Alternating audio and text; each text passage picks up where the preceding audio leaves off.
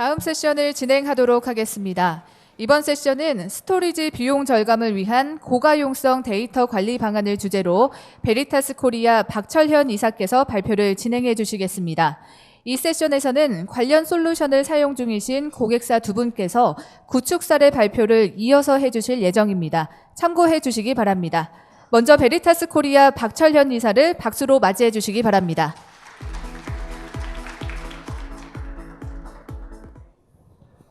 안녕하세요. 베리타스 코리아 박철현입니다. 이번 세션에서는 저희 베리타스가 가지고 있는 소프트웨어 디파인드 스토리지 솔루션, 그 중에서도 인포스케일에 대한 이야기를 드리려고 합니다. 저희 인포스케일을 가지고 다양한 형태의 사실 시스템 구성을 할 수가 있습니다. 그 중에서도 오늘 주로 설명드릴 내용은 기존의 스토리지를 이용해서 업무를 구성하셨던 것들을 이제는 스토리지를 떼고 서버만을 이용해서도 그 구성과 스토리지를 사용하는 구성과 동일한 구성을 할 수 있는 방법에 대한 이야기를 드리려고 합니다. IT 인프라가 굉장히 변하고 있고 더 이상 스토리지가 필요하지 않아도 되는 그런 기술들이 나오고 있고, 사실은 제일 중요한 건 스토리지 비용이 너무 비싸다는 거죠. 네. 그런 소프트웨어 디파인드 스토리지 솔루션이 왜 필요한지에 대한 얘기를 간략히 드리고, 기존에도 이미 시장에는 소프트웨어 디파인드 스토리지 솔루션이라고 샌리스라는 이야기도 합니다. 스토리지 없이 구성하는 방법들에 대해서 일부 뭔가 제공되는 기술들이 있습니다. 하지만 뭔가 좀 부족한 점이 있고요. 그것들을 인포스케일을 이용해서는 어떻게 극복할 수 있는지에 대한 얘기를 드리려고 하는 거고요. 저희 인포스케일을 이용해서 스토리지가 없더라도 비용 절감할 수 있고 가용성을 높일 수 있고 성능을 보장할 수 있는 그런 아키텍처를 좀 설명을 드릴 거고요. 마지막으로는 이러한 기술이 어제 오늘 나온 기술이 아니라 이미 안정화되어서 실제로 저희 국내에 많은 고객사에서 이런 아키텍처를 실제 업무에 도입을 하고 계신 그 대표적인 고객사를 제가 국내 6곳과 글로벌 한 곳에서 총 7곳을 준비를 했습니다.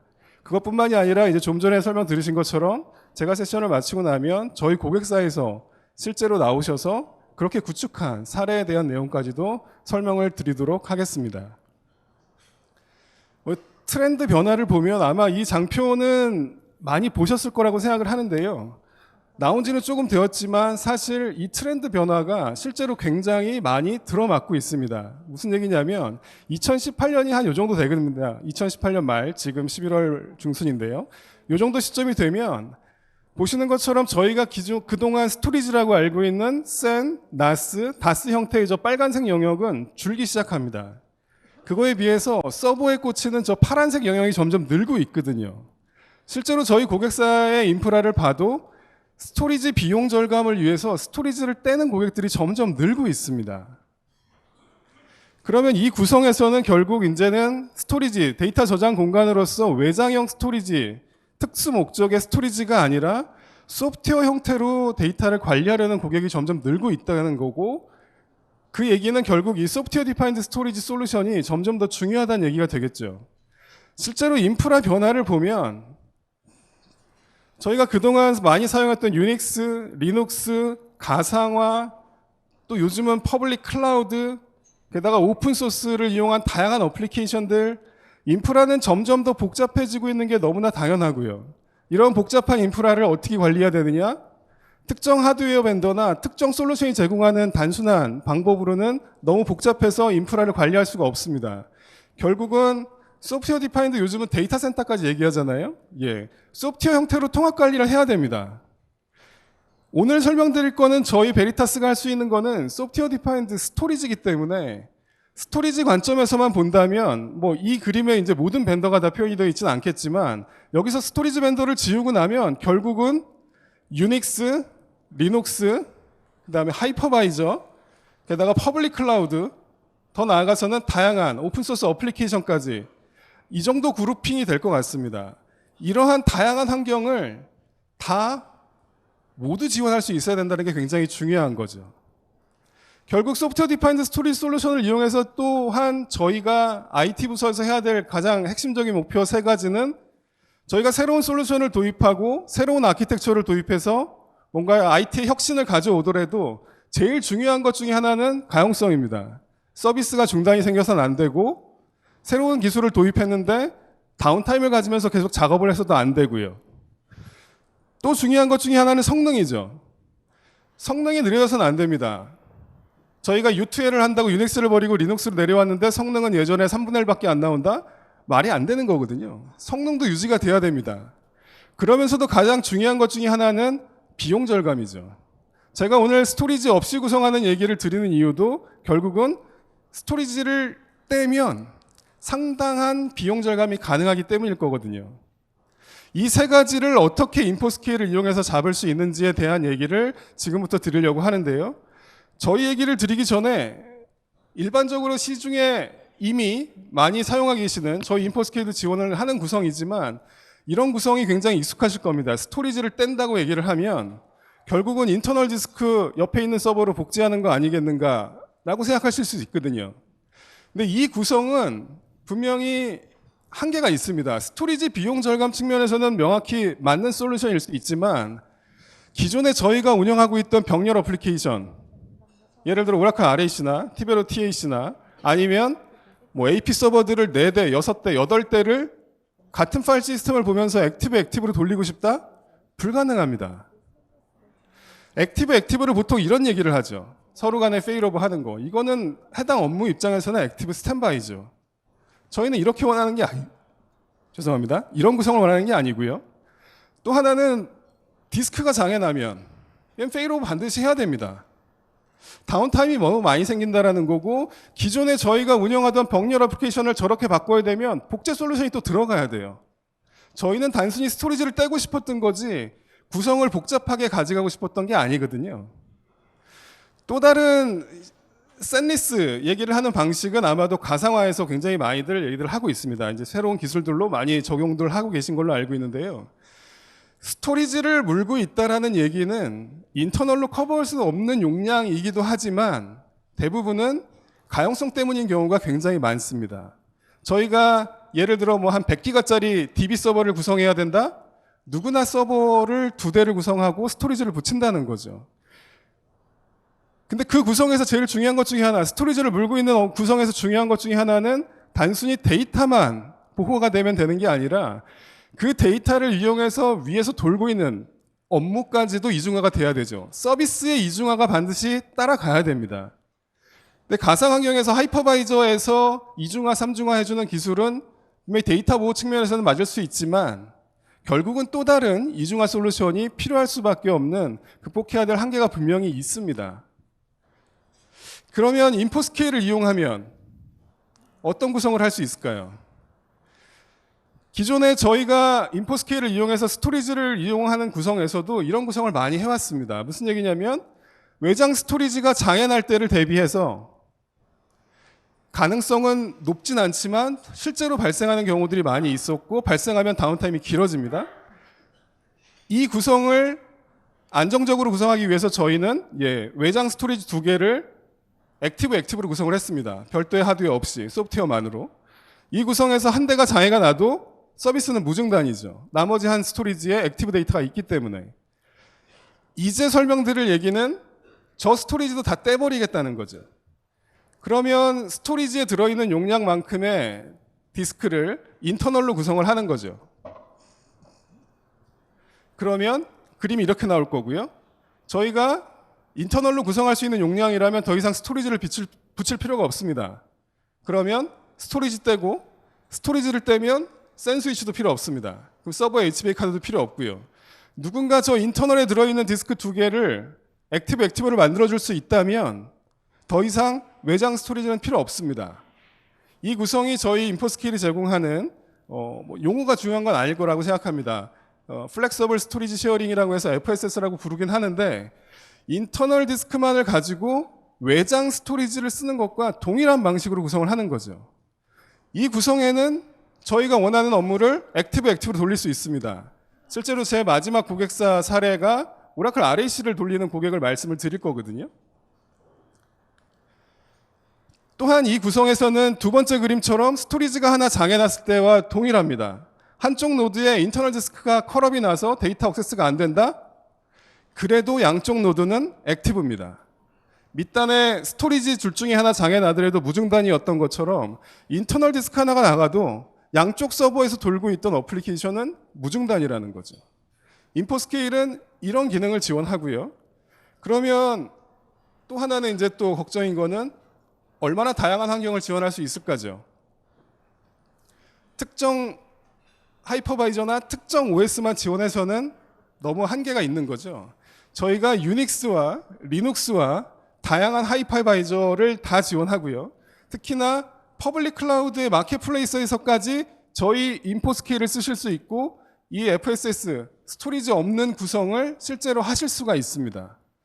굉장히 범용적으로 쓰실 수 있는 솔루션이라고 말씀을 드리는 거고요.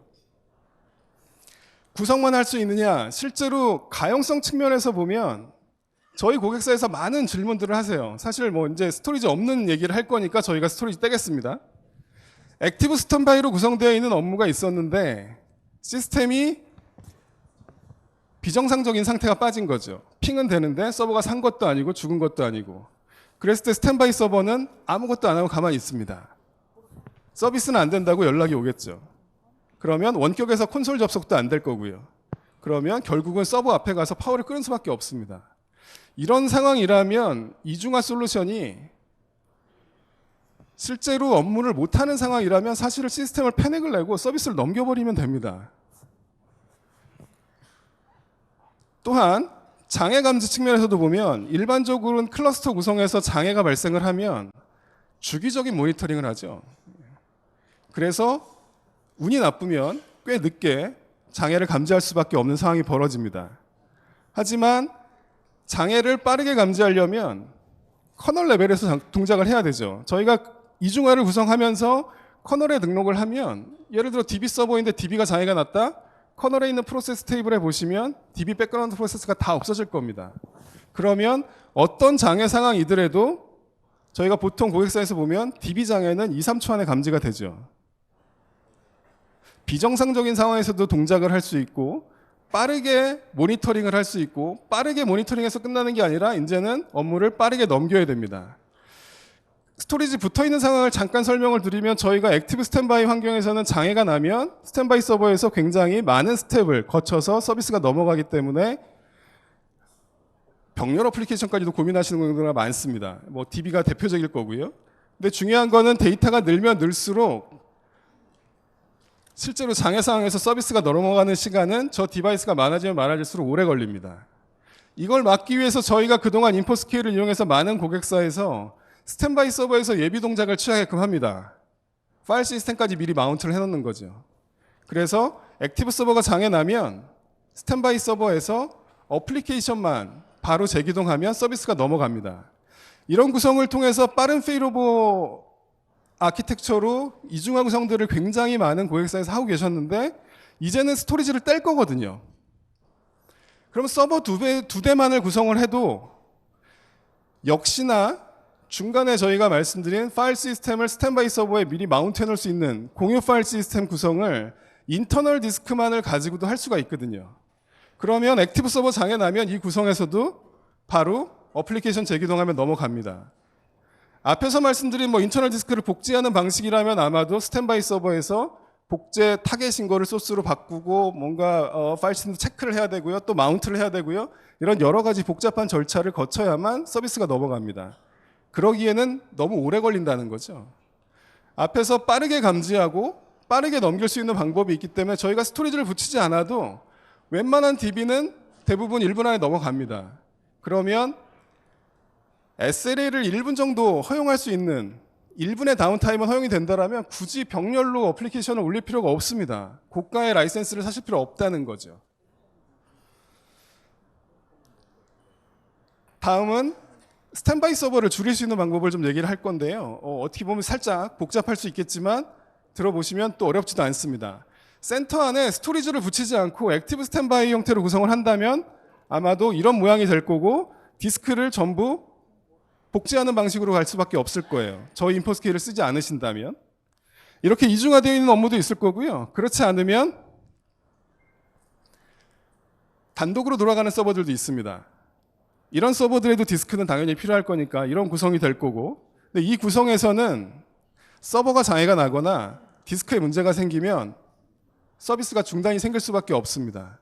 서버 장애에 대비하려면 이중화를 하셔야 되는 거고요. 디스크 장애는 그나마 디스크를 좀 더 꽂아서 레이드 구성을 하면 해결할 수도 있을 것 같습니다. 두 그림 다 뭔가 좀 낭비되는 것도 있고 뭔가 부족한 것도 있는 거죠. 그러면 이런 방법은 어떨까요? 저희 인포스케일을 이용하시면 멀티 노드의 액티브가 가능하다고 말씀을 드렸거든요. 자, 저희가 네 노드를 묶는데 스탠바이 서버를 하나 둡니다. 액티브 서버 세대에 스탠바이 하나라고 보시고요. 데이터를 최소 이중화 해야겠죠. 서버 한 대 장애 났을 때 액세스가 안 되면 안 되니까. 그러면 디스크를 이렇게 배치를 하고 저 디스크 두 개 간에 이중화 구성을 하고요. 대신 이 미러되어 있는 데이터를 4대로 묶은 4대 전부 다의 파일 시스템을 마운트하는 겁니다. 실제로 그게 가능하거든요.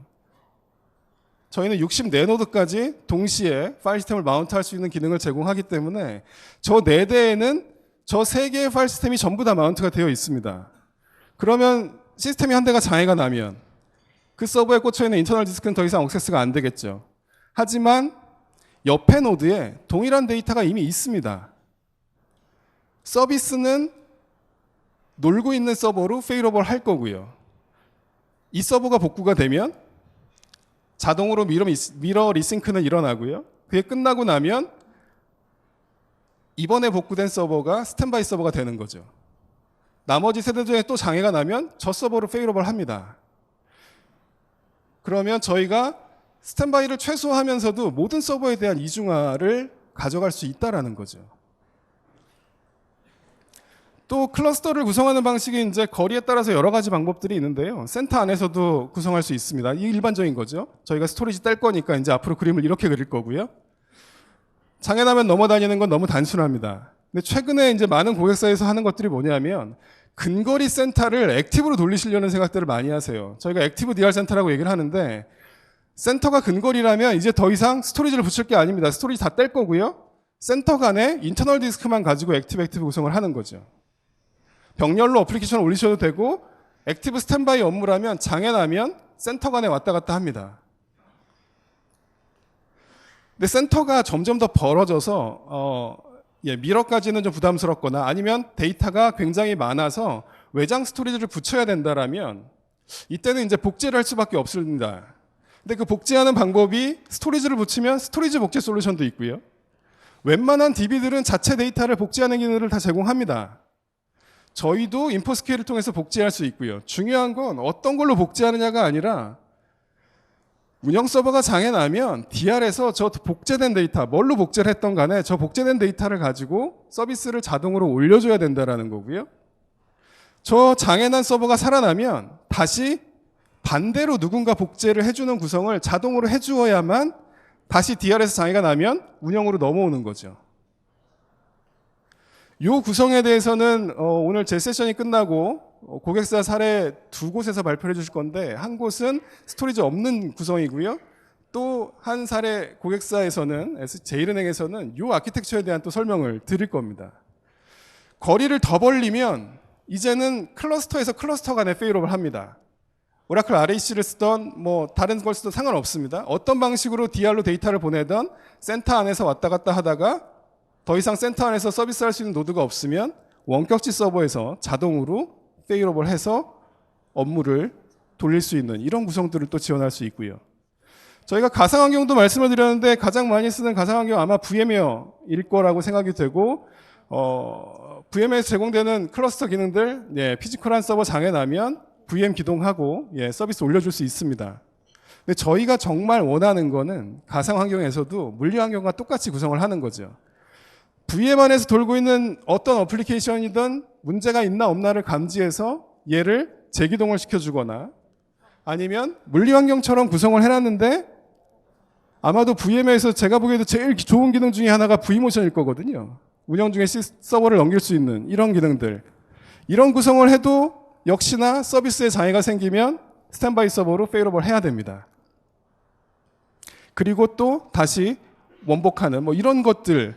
결국은 가상화 솔루션이 제공하는 좋은 기능들이 많습니다. 그런 기능들을 이중화 솔루션하고 같이 쓸 수 있어야 되는 게 굉장히 중요하다는 거죠. 기능적인 얘기를 많이 드렸고요. 이제 성능 얘기를 잠깐 하나만 드리면 저희가 하드디스크를 이용해서 쓰다가 최근에는 고속의 I/O를 필요하니까 올플래시 어레이를 씁니다. 올플래시 어레이가 많이 저렴해지긴 했지만 여전히 비싼 게 사실이고요. 그림에서 보시면 얘보다 더 빠른 게 있죠. 맞습니다. 서버에 꽂히는 SSD죠. 더 빠른 미디어가 있는데 저 미디어가 사실 현업에서는 많이 쓰이지 않는 것 같습니다. 그 이유는 서버에 꽂으면 서버 장애나면 데이터 액세스가 안 되니까. 그 가용성의 문제만 해결할 수 있다면 빠른 미디어 쓰실 수 있거든요. 실제로 저희 백서를 다운로드 받아보시면 저 안에는 올플래시 어레이 대비해서 인터널의 SSD를 구성한 환경이 동일한 성능을 내는데도 가격은 훨씬 저렴하다는 것을 보실 수 있을 거고요. 비용적인 측면에서 더 하나 보면 아마도 중요한 DB라면 이렇게들 구성들 많이 하셨을 거고요. 채널이 굉장히 많을 거고요. 운영만 있는 게 아니라 DR도 있을 거고요.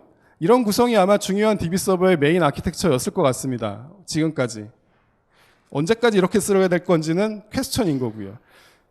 스토리지 없이 구성할 수 있기 때문에 운영 DR 간에 서버만 갖다 놔도 됩니다. 아까 말씀드린 액티브 DR을 원하신다면 아예 서버를 이렇게 벌리면 왼쪽에 저 복잡한 하드웨어와 라인들 다 지우고 서버 2대만으로 끝날 수 있다는 거죠. 실제로 이렇게 센터 간에 구성한 사례들을 제가 뒤에서 많이 보여드리도록 하겠습니다. 이 구성을 통하면 저희가 비용 절감할 수 있는 포인트가 굉장히 많죠. 서버의 HBA 카드, 센 스위치, 스토리지, 상면, 전력, 공조, 관리하기 위한 인력과 비용, 소프트웨어. 저는 운영하시는 분들한테는 제일 마지막에 있는 저 장애 포인트를 말씀을 드립니다. 저기 달러라고 표시되어 있는 부분은 분명히 장애가 날 수 있는 부분이죠. 서비스가 중단이 될 수도 있고 아니면 성능이 저하가 될 수도 있고 어떤 상황에서든 관리자가 붙어서 조치를 해야 됩니다. 공교롭게도 그 작업이 운영 중에 할 수 없는 거라면 서비스를 내리고 할 수밖에 없는 상황들이 벌어지는 거죠. 그런 것까지도 전부 다 제거하는 구성이 오른쪽 구성이 되겠습니다. 그럼 지금부터는 제가 기술적으로 되고 장점만 굳이 설명을 드렸는데 실제로 이런 구성을 이용해서 업무를 하고 계신 고객사 사례들을 좀 설명을 드리겠습니다. 앞에 6개 고객사는 국내 고객사고요. 마지막에 오라클 RAC를 쓰시는 글로벌 고객사 하나까지 해서 7곳을 좀 설명을 드리겠습니다. 그리고 제 설명이 끝나면 메리츠종금증권에서 동일하게 이 FSS 아키텍처를 이용해서 업무를 어떻게 하고 계신지에 대해서 설명을 드릴 겁니다. 첫 번째 고객사는 피지컬한 리눅스 서버, X86 서버를 쓰시는 고객입니다. 이 고객의 요구사항은 근거리 센터 간에 자동 페일오버하는 액티브 DR을 원하셨어요. 양쪽 센터 간에 동일한 어플리케이션이 기동되어 있지는 않지만 센터 간에 자동으로 페일오버하는 아키텍처를 원하셨습니다. 그래서 저희가 이렇게 구성을 했고요.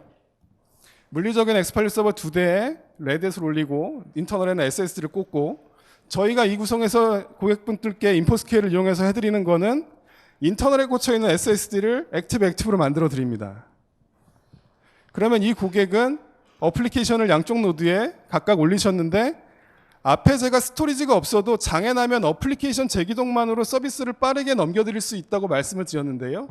그 구성이 되어 있는 겁니다. 빠르게 장애 감지하고 빠르게 페일오버 할 수 있는 구성이 되어 있고 이 고객이 마지막에 프로덕션으로 업무를 이 시스템을 프로덕션으로 넣기 전에 마지막으로 테스트하셨던 게 뭐냐면 당연히 될 것 같긴 한데 진짜 되는지 한번 해보자고 하셨던 게 있거든요. 아까 제가 말씀드렸던 겁니다. 한쪽 서버에 인터널 디스크를 그냥 뽑으셨어요. 복제 구성이라면 당연히 이쪽 노드에 오른쪽 노드에서 돌고 있는 어플리케이션이 상대방 노드로 페일오버를 해야 될 거라고 생각이 되는데 실제로 저희는 이 구성에서도 아무 변화가 없는 거죠. 저 MySQL이 운영센터에 있는 데이터를 이용해서 업무를 돌립니다. 장애가 일어나지 않아요. 페일오버 하는 게 없습니다. 뽑은 디스크 버리시고 새 디스크 갖다 꽂으시고 저희가 미러 싱크를 온라인 중에 서비스 영향을 거의 안 주게끔 싱크를 천천히 할 수 있는 기법을 제공합니다. 그렇게 복구를 하고 나면 실제로 데이터가 들어있는 디스크가 장애가 났음에도 불구하고 업무는 무중단이죠. 사용자는 알 수 없고요. 운영팀에서만 조용히 디스크 바꿔 끼고 명령 하나만 쳐주면 복구가 자동으로 되는 겁니다. 두 번째 고객 사례는 가상환경 VMware를 사용하신 고객입니다. 이 고객도 근거리 센터 간에 구성을 하셨어요. 실제로는 올플래시 어레이를 쓰셨고 그거를 EXS 서버에 붙이시고 저 특정 VM에 디스크를 400기가씩을 할당하신 거죠.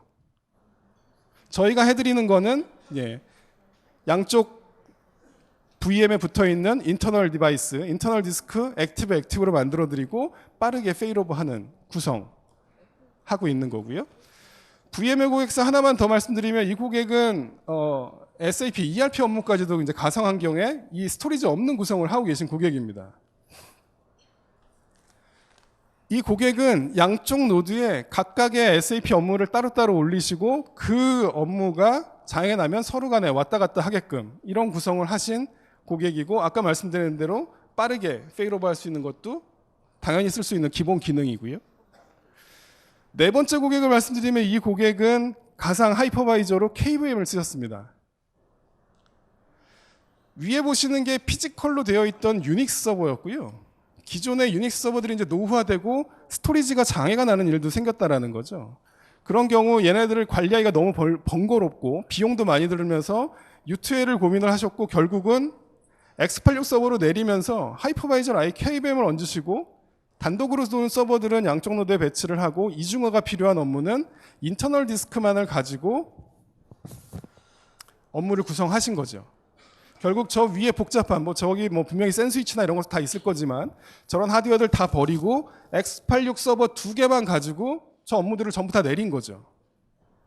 하드웨어 비용이나 기타 여러 가지 비용들을 굉장히 많이 줄인 사례가 되겠고요.